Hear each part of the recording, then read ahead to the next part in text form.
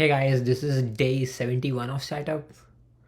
So I have come from India to Canada and now I'm trying to do a startup here. And because I have come from India, I have a very commoditized way of looking at technology. So in India, we were always talking about, oh, technology is the easy part. It will be there are hundreds of people to do it.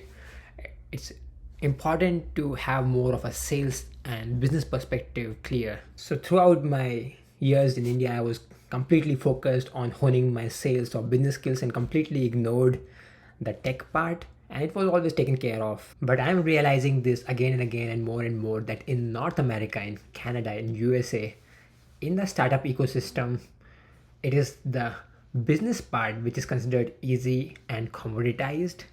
It's the technology that is, or the technical skill that is considered highly valuable. I'm going to share some of the instances that made me realize this. But before that, I want to make it clear that someone who wants to get rich in America or in Canada, in fact, then of course, business skill is much more valuable than any kind of technical skill. You can become a billionaire by just starting a fashion brand. But what I'm going to say applies specifically to startup ecosystem. And what I mean by this startup ecosystem, you can probably search on the internet about startup versus business. You'll get better information there. So a few days back, I had an interview with Antler Canada. Antler is an early stage accelerator. They invest 150K Canadian dollars into your company and take 10% of equity, and also introduce you to the investors after 3 or 4 months for a bigger funding round. So during that interview, he asked me what's my idea, and I told my idea, and he said that over the years he has heard many people talk about this kind of an idea in the sales domain about some voice technology. And what makes you think that this will work out for you? And I immediately started telling about like how I come from a deeper understanding of the business domain.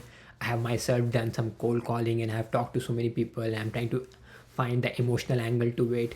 And he cut me in between and he said, I'm going to ask like, what makes you think that technology wise you can solve this problem?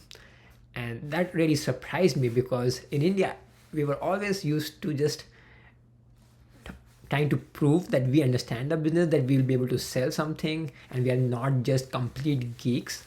And here, he assumed that okay, business part is given, but what do you think about technology part? Why do you think you will be able to do it? And then I said, oh yeah, because of course I have so many years of technology experience. I have worked 7 years in voice during my vocal training startup, and of course I have done that in studied that in college also during my bachelor's program in technology. And it was like my entire experience is just built on technology.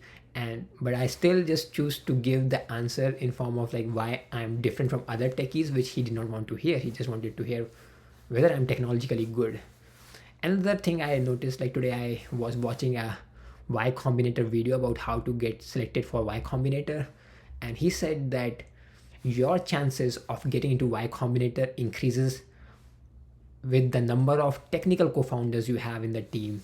So so if there are all technical co-founders, all fine. More technical co-founders, even better. And if there's only one technical co-founder, that's also fine. But if there is one business founder but no technical founders, then that's not good.